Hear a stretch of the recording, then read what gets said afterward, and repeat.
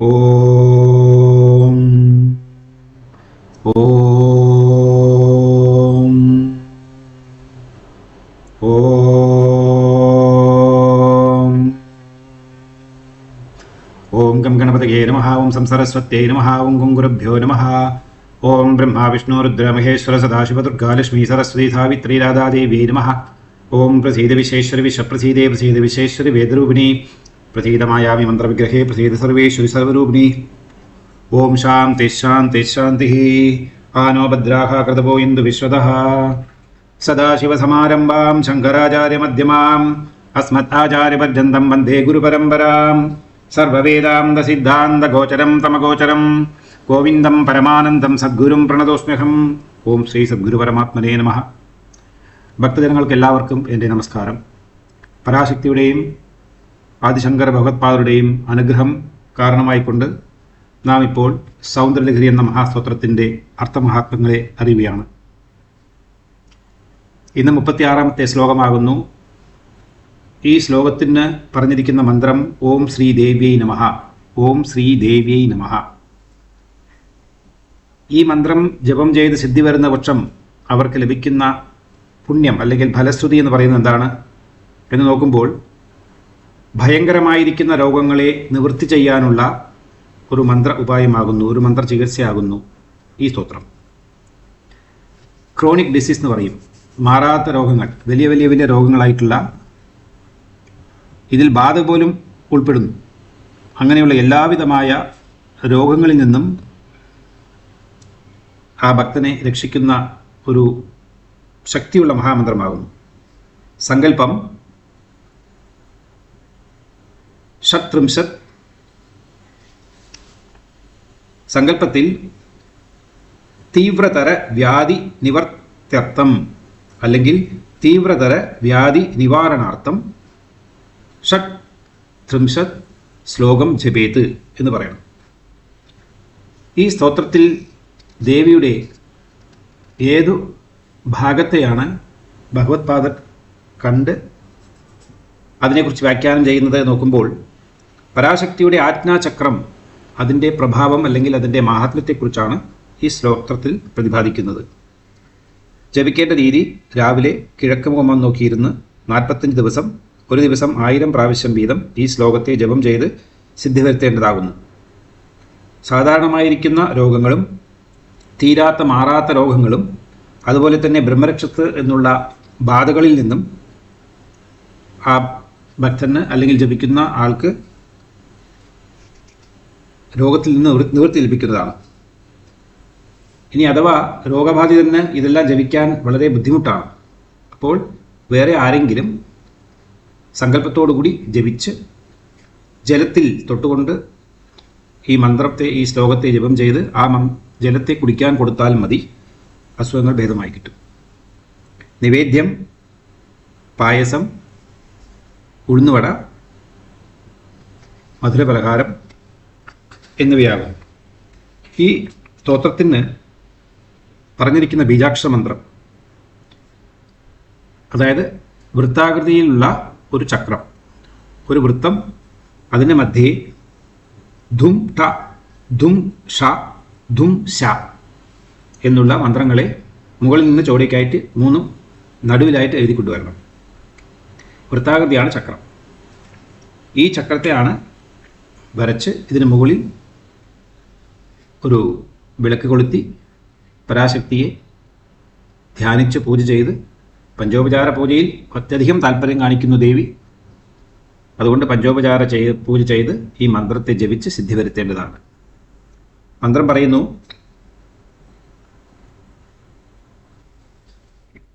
തവ ആജ്ഞാചക്രസ്ഥം തപന ശശികോടി ദ്യുതിതരം പരം ശംഭും വന്ദേ പരിമിലിത പാർശ്വം പരചിതാ യം ആരാധ്യൻ ഭക്ത്യ രവി ശശി ശുചീനാമ വിഷയേ നരാലോകേ ആലോകേ നിവസതി ഹി ഭാലോകഭുവനേ. തവാജ്ഞാചക്രസ്ഥം തപനശശികോടീദ്യുതിതരം പരം ശംഭും വന്ദേ പരിമിലിതപാർശ്വം പരചിധാ യമാരാധ്യൻ ഭക്ത്യാ രവി ശശി ശുചീനാമ വിഷയേ നിരാലോകേ ലോകേ നിവസതി ഭാലോകഭുവനേ. ആജ്ഞാചക്രം എന്ന് പറയുമ്പോൾ തന്നെ മനത്തത്വം അല്ലെങ്കിൽ മനസ്സിനെക്കുറിച്ചുള്ള വിഷയമാണ് ഇവിടെ. ഭഗവത്പാദർ ഇനിമുള്ള ശ്ലോകങ്ങളിൽ 41 ശ്ലോകം വരയ്ക്കും, ഈ 36 മുതൽ 40 ശ്ലോകം വരയ്ക്കും പരാശക്തിയുടെ ആരാധനാ മാർഗത്തിലെ സമയാചാരം എന്ന് പറയപ്പെടുന്ന അത്യുത്തമമായിരിക്കുന്ന സമയാചാര പൂജ ആദിശങ്കര ഭഗവത്പാദർക്ക് വളരെയധികം ഇഷ്ടമുള്ള ഒരു ആരാധനാ സമ്പ്രദായമാകുന്നു. എല്ലാ യോഗികളും ഇഷ്ടപ്പെടുന്ന ഒരു ആരാധനാ സമ്പ്രദായമാകുന്നു ഈ സമയാചാര പൂജ. ആന്തരികമായി ചെയ്യപ്പെടുന്നതാകുന്നു കൗളമാർഗത്തിലെ ഈ സമയാചാര പൂജ. ചുരുക്കത്തിൽ പറയുകയാണെങ്കിൽ ധ്യാനിച്ച് ശക്തിക്ക് വേണ്ട എല്ലാ പൂജകളെയും ചെയ്യുക. പക്ഷേ ഈ ധ്യാനം ഷഡാധാര ചക്രങ്ങളിലൂടെ ആകുന്നു. ഉറങ്ങിക്കൊണ്ടിരിക്കുന്ന കുണ്ടലിനി ശക്തിയെ ഉണർത്തി എണീപ്പിച്ച് ഉഷ്ണവായുവിൻ്റെ സമ്മർദ്ദത്തോടുകൂടി മൂലാധാരം, സ്വാധിഷ്ഠാനം, മണിപൂരം, അനാഹത, വിശുദ്ധി, ആജ്ഞ, സഹസ്രതലപത്നം എന്നുള്ള ചക്രങ്ങളിലേക്ക് ആവാഹിച്ച് കൂട്ടിക്കൊണ്ടുപോകുന്നു. ഈ ഓരോ ചക്രങ്ങളിലും പരാശക്തിയെ ഒരു ഭക്തൻ എങ്ങനെ പൂജ ചെയ്യണം, അല്ലെങ്കിൽ ഈ ചക്രങ്ങളുടെ എല്ലാം മഹാത്മ്യം എന്താണ് എന്നുള്ളതിനെക്കുറിച്ചാണ് വ്യാഖ്യാനിക്കുന്നത്. ഇതിനു മുമ്പിൽ പറഞ്ഞിട്ടുണ്ട് ഇത്, പക്ഷേ ഇത് കുറച്ച് അഡ്വാൻസ്ഡ് ആയിട്ടുള്ള വിശകലനമാകും.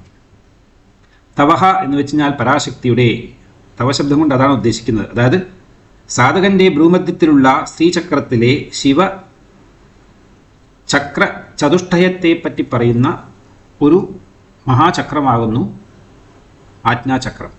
ആജ്ഞാചക്രം എന്നുള്ള പേരുകൊണ്ട് തന്നെ നമുക്ക് മനസ്സിലാക്കാൻ സാധിക്കുന്നത് ആജ്ഞ നൽകുന്ന സ്ഥലമാകുന്നു. ശിവശക്തി സ്വരൂപിണിയായ പരാശക്തി ഇവിടെ ഇരുന്ന് ലോകത്തിലെ എല്ലാ ജീവികൾക്കും ആജ്ഞ നൽകുന്നു. ആ ആജ്ഞയെ മറികടക്കാനോ അല്ലെങ്കിൽ നിരസിക്കാനോ ആർക്കും സാധ്യമല്ല. ബ്രഹ്മാദികളായിരിക്കുന്ന ത്രിമൂർത്തികളായാലും അതുപോലെ തന്നെയുള്ള അഷ്ടദിക്പാലകர்களായാലും മറ്റ് ആരായാലും എല്ലാവരും തന്നെ പരാശക്തിയുടെ ആജ്ഞയെ ശിരസാവഹിച്ചുകൊണ്ട് അതിനെ അതുമാതിരി തന്നെ പ്രവർത്തിച്ചു കാണിക്കുക. ലളിതാ സഹസ്രനാമത്തിൽ സർവാനുല്ലിംഗ ശാസന ശ്രീചക്ര രാജനിലയ ശ്രീമത് ത്രിപുരസുന്ദരേ നമഃ എന്ന് പറയുന്നു. എല്ലാവർക്കും ആജ്ഞ നൽകുന്ന സ്ഥലമാകുന്നു മനസ്സെപ്പോഴും ആജ്ഞ നൽകുന്നു.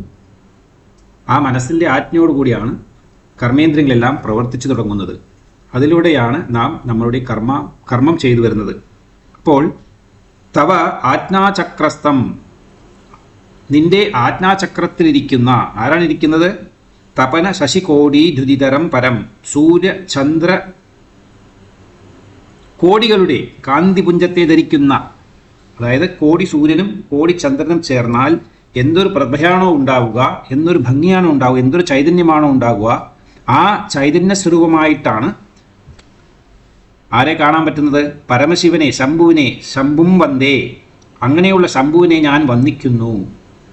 ഇവിടെ ആദിശങ്കര ഭഗവത്പാദർ പരാശക്തിയുടെ തൃപ്പാദങ്ങളിൽ വീണ് നമസ്കരിച്ച് എണീറ്റിരുന്ന് ധ്യാനമഗ്നായി കണ്ണു തുറന്ന് നോക്കുമ്പോൾ പരാശക്തി ആദിശങ്കര ഭഗവത്പാദരുടെ ബുദ്ധിയിലൂടെ അദ്ദേഹത്തിന് എന്താണോ ഈ സ്തോത്രത്തിൽ എഴുതേണ്ടത് അതിനെ പരാശക്തി തന്നെയാണ് നൽകുന്നത്. അദ്ദേഹം കാണുന്നു പരാശക്തിയുടെ ഭ്രൂമധ്യത്തിൽ, ആജ്ഞാചക്രത്തിൽ തിളങ്ങിക്കൊണ്ടിരിക്കുന്ന ഒരു തേജോപുഞ്ചം, അല്ലെങ്കിൽ തേജോമയമായിരിക്കുന്ന ഒരു പരബ്രഹ്മസ്വരൂപത്തെ അദ്ദേഹത്തിന് കാണാൻ അവിടെ ഇടയായി. അതാരാണെന്ന് നോക്കുമ്പോഴാണ് മനസ്സിലായത് വേറെ ആരുമല്ല, ശംഭു, പരാശക്തിയുടെ ഭർത്താവായിരിക്കുന്ന പരമേശ്വരൻ തന്നെയാകുന്നു. സദാശിവനായിട്ടാണ് അവിടെ അദ്ദേഹം കാണുന്നത്.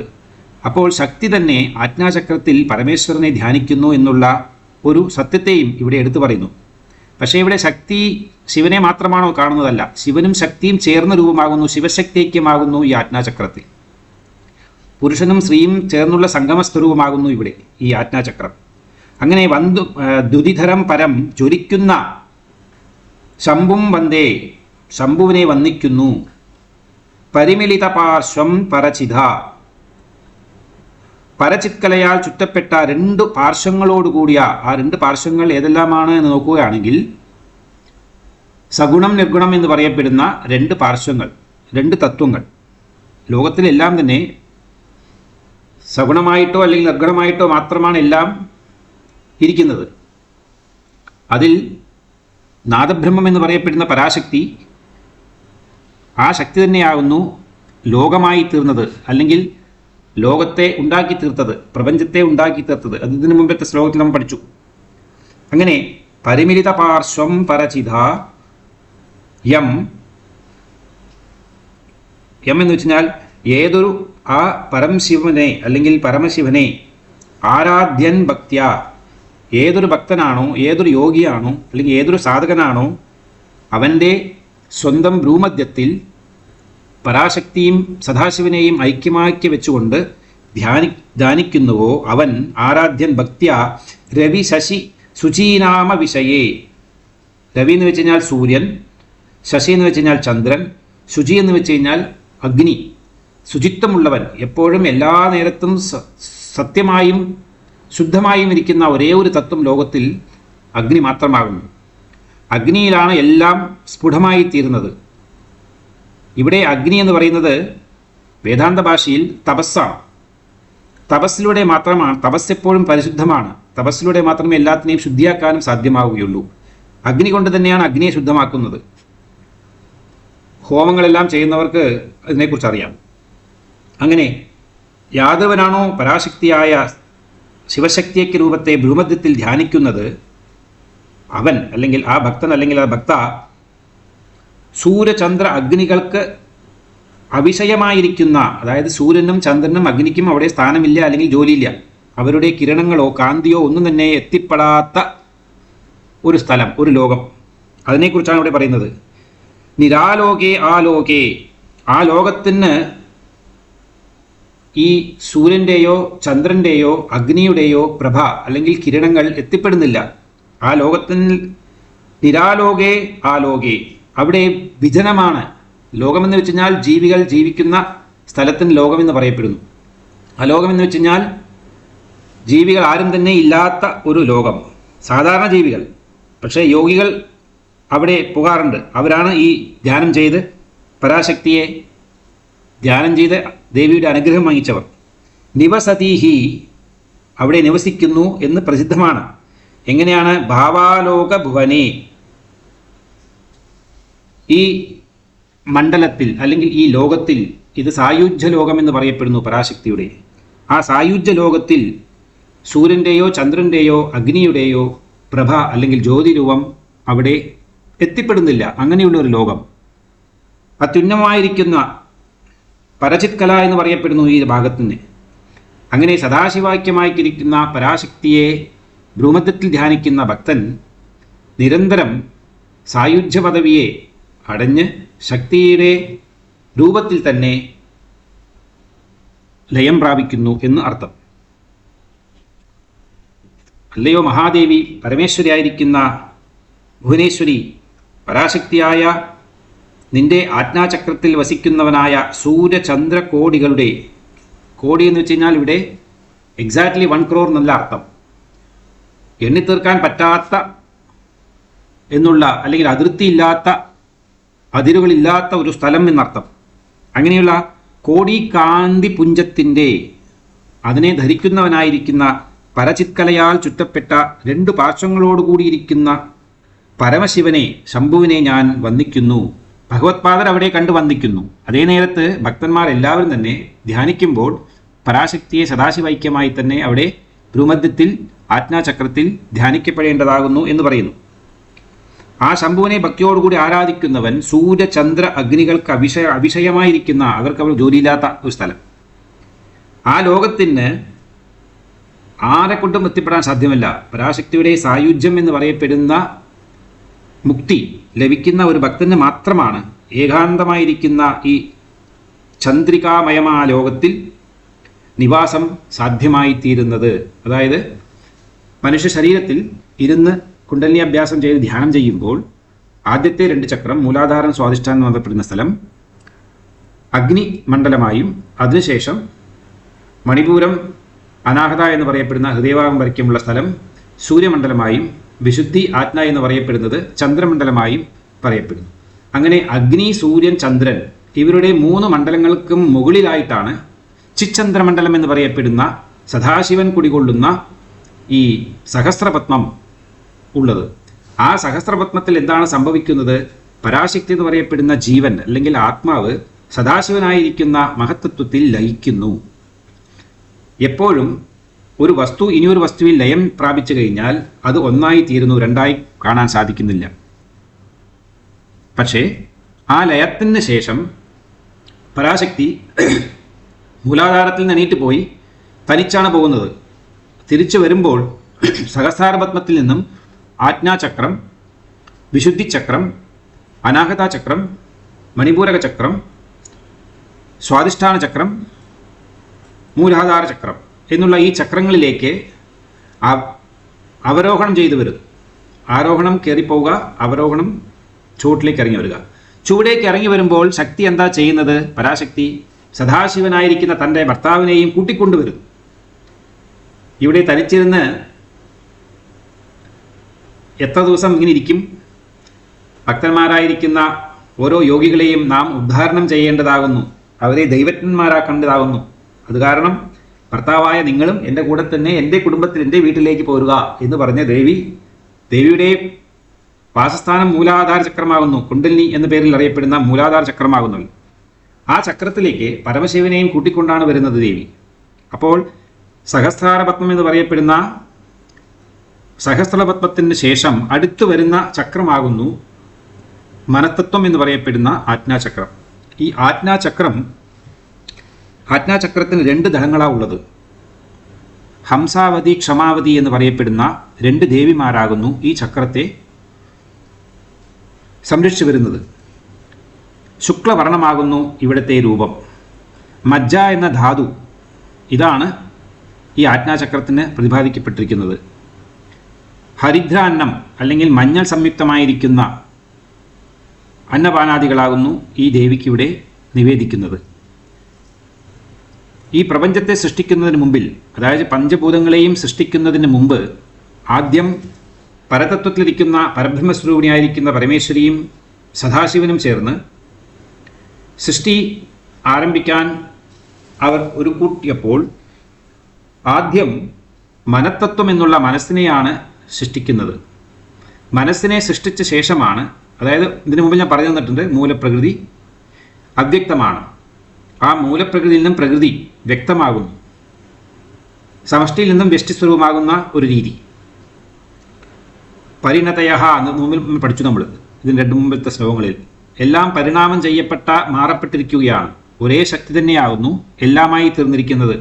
മോഡേൺ സയൻസും ഒരു സെല്ലാണ് വിഭജിച്ച് ഇത്രയും ജീവജാലങ്ങളെ ഉണ്ടാക്കി തീർത്തത് എന്ന് പറയുന്നു. അവർക്ക് കിട്ടിയ ആ അറിവ് ഈ ശക്തിജ്ഞാനം തന്നെയാകുന്നു, പരാശക്തി ജ്ഞാനം തന്നെയാകുന്നു. അങ്ങനെ പ്രപഞ്ചത്തെ സൃഷ്ടിക്കുന്നതിന് മുമ്പ് മനത്തത്വത്തെ സൃഷ്ടിക്കുന്നു, മനസ്സിനെ സൃഷ്ടിക്കുന്നു. മനസ്സിനെ സൃഷ്ടിച്ച ശേഷം ആകാശതത്വത്തെ സൃഷ്ടിക്കുകയും അതിനുശേഷം വായുതത്വത്തെ സൃഷ്ടിക്കുകയും അതിനുശേഷം അഗ്നി തത്വത്തെ സൃഷ്ടിക്കുകയും അതിനുശേഷം ജലതത്വത്തെ സൃഷ്ടിക്കുകയും അതിനുശേഷം ഭൂമി തത്വത്തെ സൃഷ്ടിക്കുകയും ചെയ്തു. ഇങ്ങനെ പഞ്ചഭൂതങ്ങളെയും ചെയ്ത ശേഷമാണ് പഞ്ചഭൂതങ്ങളായി തീരുകയാണ്. ദേവി തന്നെയാണ് ഈ പഞ്ചഭൂതങ്ങളും. തിഥി, വാര, നക്ഷത്ര, യോഗരണ പഞ്ചാംഗം എന്ന് പറയപ്പെടുന്ന 5 അംഗ സ്വരൂപമായി പ്രതിപാദിക്കപ്പെടുന്ന ഒരു തത്വമാകുന്നു പഞ്ചഭൂതങ്ങൾ. മനുഷ്യ ശരീരം സപ്തധാതുക്കളെ കൊണ്ടും പഞ്ചഭൂതങ്ങളെ കൊണ്ടും ദശേന്ദ്രിയങ്ങളെ കൊണ്ടും ദശപ്രാണന്മാരെ കൊണ്ടുമെല്ലാം 4 അന്ധകരണങ്ങളെ കൊണ്ടുമെല്ലാമാണ് സൃഷ്ടിക്കപ്പെട്ടിരിക്കുന്നത്. ഇതിൻ്റെ 36 തത്വങ്ങൾ ചേർന്നതാകുന്നു ഒരു ശരീരം. ഈ ശരീരത്തിന് ക്ഷേത്രം എന്ന പേര് അറിയപ്പെടുന്നു. ഈ ശരീരം ഉണ്ടായിത്തീരുവാൻ കാരണം ഒരു സ്ത്രീയാകുന്നു. അതുകൊണ്ട് സ്ത്രീക്ക് ക്ഷേത്രം എന്ന പേരുണ്ട്. അതുകൊണ്ടാണ് എല്ലാ അമ്പലങ്ങളും സ്ത്രീ രൂപമാകുന്നു. ഈ പ്രപഞ്ചം എല്ലാം തന്നെ സ്ത്രീയാകുന്നു. അതിൽ വാസം ചെയ്യുന്ന ടെനൻ്റാവും മാത്രമാണ് ആത്മാവെന്ന് പറയപ്പെടുന്ന ശിവൻ, പുരുഷൻ. അങ്ങനെ സ്ത്രീക്ക് എപ്പോഴും പുരുഷനെ ആവശ്യമാണ്, പുരുഷന് എപ്പോഴും സ്ത്രീ ആവശ്യമാണ്. അതുപോലെ തന്നെയാണ് മനുഷ്യനെ എപ്പോഴും പ്രകൃതിയെ ആവശ്യമാണ്, പ്രകൃതിക്ക് മനുഷ്യനെയും ആവശ്യമാണ്. മനുഷ്യനെ മാത്രമല്ല ഈ എല്ലാ ജീവജാലങ്ങളും. ഒരു സയൻസിൽ പറയാറുണ്ട് ഹണി ബീസ് എന്ന് പറയുന്നത് എല്ലാവർക്കും അറിയില്ല, തേനീച്ച. ലോകത്തിലെ മൊത്തം തേനീച്ചകളെയും നമ്മൾ 6 മണിക്കൂർ അവരുടെ പ്രവർത്തനത്തെ ഇല്ലാതാക്കി തീർത്തു കഴിഞ്ഞാൽ മനുഷ്യ സമൂഹം മൊത്തം 3 ദിവസം കൊണ്ട് ഈ ലോകത്തിലെ 8 ബില്യൺ പോപ്പുലേഷൻ ബിൽഡായി. ആർക്കും ജീവിക്കാൻ സാധ്യമല്ല. ഒന്ന് ആലോചിച്ച് നോക്കണം. 6 മണിക്കൂർ അവരുടെ പ്രവർത്തനത്തെ നാം ശോഷിച്ച് കഴിഞ്ഞാൽ, അതായത് നിർത്തിവെച്ചാൽ, ഈ പ്രപഞ്ചത്തിലുള്ള മൊത്തം ജീവജാലങ്ങൾ, പ്രത്യേകിച്ച് മനുഷ്യർ, 8 billion population will vanish in 3 days time. ഒന്ന് ആലോചിച്ച് നോക്കണം. ഭ്രമരാംബിക എന്ന പേരിൽ പരാശക്തി അറിയപ്പെടുന്നു. ഭ്രമരം എന്ന് വെച്ച് കഴിഞ്ഞാൽ തേനീച്ച, 6 കാലുകളുള്ള ഒരു ജീവിയാകുന്നു തേനീച്ച. തേനീച്ച പ്രത്യേകത എന്ന് വെച്ച് കഴിഞ്ഞാൽ തേനീച്ച തേൻ മാത്രമേ കുടിക്കുള്ളൂ.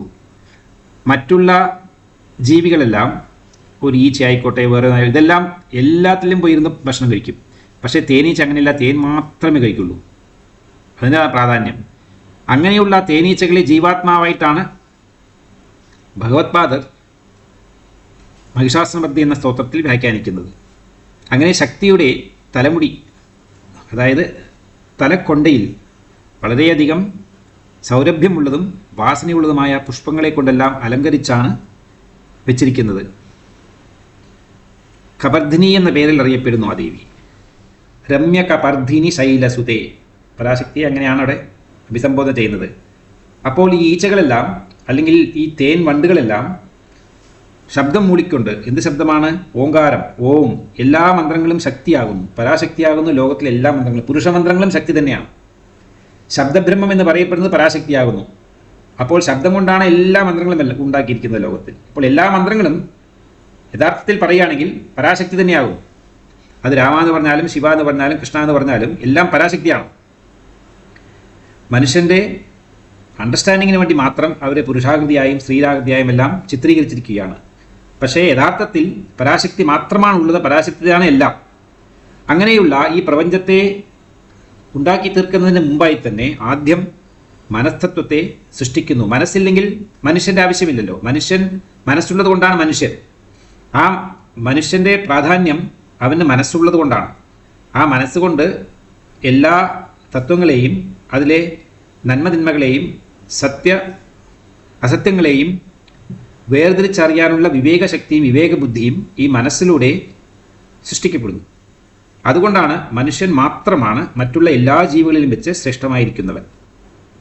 ആ ശ്രേഷ്ഠത്വം അടഞ്ഞ ശേഷമാണ് ആ ആത്മാവിന് മോക്ഷം അല്ലത് മുക്തി ലഭിക്കുന്നത്. അതുകൊണ്ടാണ് ഇവിടെ ഭഗവത്പാദർ ആദ്യം സഹസ്രാരപത്മത്തെക്കുറിച്ച് വർണ്ണിച്ച ശേഷം ഇതിനു മുമ്പിലുള്ള ശ്ലോകത്തിൽ പിന്നെ മനസ്തത്വം എന്നുള്ള സ്തോത്രം കൊണ്ട് അഭിസംബോധന ചെയ്തു ആജ്ഞാചക്രത്തെ. ആ ആജ്ഞാചക്രത്തിൽ തന്നെയാകുന്നു ഈ പരാശക്തിയുടെ ശിവശക്തിക്കുമായ ശംഭുവിനെ, പരമേശ്വരനെ ധ്യാനിക്കുന്നത്.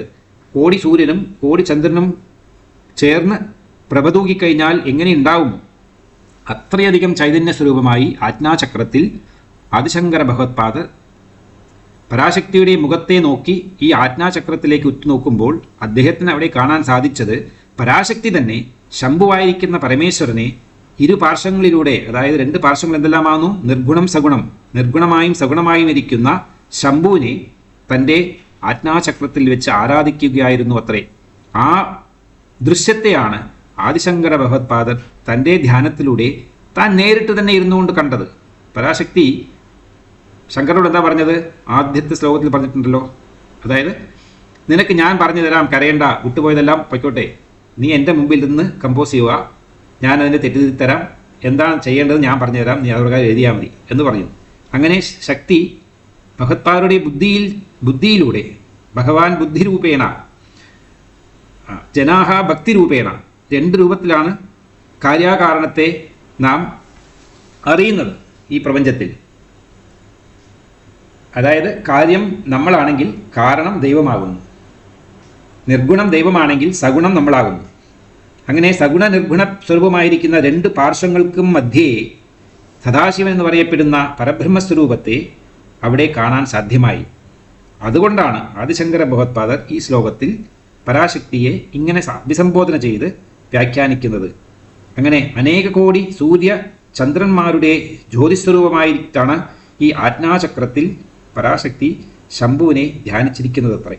അദ്ദേഹത്തിന് കാണാൻ സാധിച്ച ആ ദിവ്യത്വമായ ദൈവീക രൂപത്തെ ഓരോ ഭക്തന്മാരും ധ്യാനിച്ച് ആ ശക്തിയുടെ അനുഗ്രഹത്തെ നേടുവാൻ ശ്രമിക്കണം എന്നാണ് ഈ ശ്ലോകങ്ങൾ കൊണ്ട് ഉദ്ദേശിക്കുന്നത്. അങ്ങനെ ആജ്ഞാചക്രപര്യന്തം കുണ്ടലിനിയെ പ്രവേശിപ്പിക്കുന്നതിന് ശക്തനായ സാധകൻ അതിതേജസ്സോടുകൂടിയ ശിവശക്തിക്ക് രൂപത്തെ സാക്ഷാത്കരിക്കുന്നതിന് സമർത്ഥനായിത്തീരുന്നു. അങ്ങനെ സമർത്ഥനായി തീർന്ന ആ നേരം കൊണ്ട് തന്നെ ജ്യോതി സ്വരൂപലോകത്തിൽ അവന് നിവാസം ചെയ്യുവാനുള്ള ഭാഗ്യം അല്ലെങ്കിൽ അനുഗ്രഹം ശക്തി അവനിൽ നൽകുന്നു. അങ്ങനെയാണ് ഈ സാധാരണ ആളുകൾക്ക് ആർക്കും ചെന്നു ചേരുവാൻ പറ്റാത്ത ശിവശക്തിക്കും മാത്രമായിരിക്കുന്ന സായുജ്യ ലോകത്തെ ഭക്തിസാധന കൊണ്ട് മാത്രം ഒരു ഭക്തൻ സായുജ്യ പദവിയെ അടഞ്ഞ് അംബികയുടെ ഈ പുണ്യസ്ഥലത്തിൽ ചേർന്ന് ഇരുന്ന് നിവാസം ചെയ്യുന്നു. പിന്നീട് ഒരിക്കലും അവന് തിരിച്ചു വരാനുള്ള സാധ്യത ഉണ്ടാവുന്നതല്ല. നിരന്തരമായി തന്നെ ശക്തിയിൽ ഐക്യമാകുകയും ശക്തിസ്വരൂപമായി തന്നെ ജ്വലിച്ചു നിൽക്കുകയും ചെയ്യുന്നു. അങ്ങനെ തേജോരൂപമായി തീരാനുള്ള ഒരു പ്രവണത അല്ലെങ്കിൽ ഒരു ഓപ്പർച്യൂണിറ്റി, ഒരു സന്ദർഭത്തെയാണ് ഈ ശ്ലോകത്തിലൂടെ നമുക്ക് മനസ്സിലാക്കാൻ സാധിക്കുന്നത്. അപ്പോൾ എന്തുകൊണ്ടാണ് എല്ലാ രോഗങ്ങളും, മാറാരോഗാത്ത വലിയ വലിയ രോഗങ്ങളെയും മാറ്റാൻ സാധിക്കാൻ പറ്റുന്ന ഒരു സ്തോത്രമാണ് ഇതെന്ന് പറയാൻ കാരണം, എല്ലാ അസുഖങ്ങൾക്കും മൂല കാരണം നമ്മളുടെ മനസ്സാണ്. മനസ്സ് നശിച്ചു കഴിഞ്ഞാൽ ആ രോഗിയെ ആരെ കൊണ്ടും രക്ഷിക്കാൻ സാധ്യമല്ല. എത്ര വലിയ വൈദ്യനാണെങ്കിലും രോഗിയുടെ മനസ്ഥിതി അനുസരിച്ചാണ് ചികിത്സ നൽകേണ്ടത്. രോഗിക്ക് ജീവിക്കാൻ ഇഷ്ടമില്ല, രോഗിക്ക് മരിച്ചാൽ മതി, അല്ലെങ്കിൽ രോഗിക്ക് ഒരു വിശ്വാസവുമില്ല താൻ ഈ രോഗബാധയിൽ നിന്നും രക്ഷപ്പെടുമെന്ന് തോന്നുകയാണെങ്കിൽ അവരെ മരിക്കുന്നിടത്തോളം കാലം വെറുതെ ശുശ്രൂഷ ചെയ്ത് വയ്ക്കുക എന്നല്ലാതെ അവരെ ഉത്തേജിപ്പിച്ച് അവരെ ജീവിതത്തിലേക്ക് മടക്കിക്കൊണ്ടുവരാൻ ഒരിക്കലും ഒരു വൈദ്യനും ശ്രമിക്കരുത്. പല ഇന്നത്തെ മോഡേൺ വേൾഡിൽ പോലും പല ആളുകളും ഇത് പറയാറുണ്ട്. ഞങ്ങൾക്ക് പ്രൈവറ്റ് ഹോസ്പിറ്റലിൽ ഒരു അഡ്മിഷൻ വേണ്ട, ഞങ്ങളെ ഒരു ഗവൺമെൻറ് ഹോസ്പിറ്റലിൽ കൊണ്ടിട്ടാൽ മതി, കാരണം അവിടെ ഒരു ശുശ്രൂഷ കിട്ടില്ല എന്തായാലും, പക്ഷേ വേദനയില്ലാതിരിക്കാൻ വേണ്ടി ഏതെങ്കിലും പേക്കിൻ്റെ തന്ന അവിടെ ഇരുത്തും, മരിക്കുന്നവരിക്കും, അങ്ങനെ മരിച്ചു പോകുന്നതായിരിക്കും നല്ലത്. എന്തിനാ പൈസ വേസ്റ്റ് ചെയ്യേണ്ട ആവശ്യം? കാരണം ഈ ജീവിതത്തിൽ തിരിച്ചു വരില്ല. അത്രയും ഒരു ലെവലിൽ എത്തിക്കിട്ടണം, അത്രത്തോളം ധൈര്യം ഉണ്ടാവും വേണം മരിക്കാനായിട്ട്, അല്ലേ? അതവിടെ ഇരിക്കട്ടെ. യാഥാർത്ഥ്യം മനസ്സിലാക്കി വരുമ്പോൾ, യാഥാർത്ഥ്യം എന്ന് വെച്ച് കഴിഞ്ഞാൽ എന്താണ്? പരമസത്യമായിരിക്കുന്നത് പരാശക്തിയിൽ ഐക്യമാവാനുള്ള ഭാഗ്യം ഈ ജന്മത്തിൽ തന്നെ ഈ ശരീരത്തെ വെച്ചുകൊണ്ട് നാം പ്രയത്നിച്ച് അടയേണ്ടതാകുന്നു എന്നുള്ളതാണ് ഇതിലെ വിഷയം. അങ്ങനെ ശക്തിയുടെ അനുഗ്രഹം എല്ലാവർക്കും ലഭിക്കുവാനായിക്കൊണ്ട് നാം വീണ്ടും ഈ മന്ത്രത്തെ ജപിക്കാം. തവാജ്ഞാചക്രസ്ഥം തപനശശികോടീദ്യുതിതരം പരം ശംഭും വന്ദേ പരിമിലിത പാർശ്വം പരിജിതാ യമാരാധ്യൻ ഭക്ത്യാ രവിശശിശുചീനാമ വിഷയേ നീരാലോകേ ലോകേ നിവസതി ഭാലോകഭുവനേ. ഓം സർവം ജഗദമ്പാർപ്പണമസ്തു. ഹരി ഓം.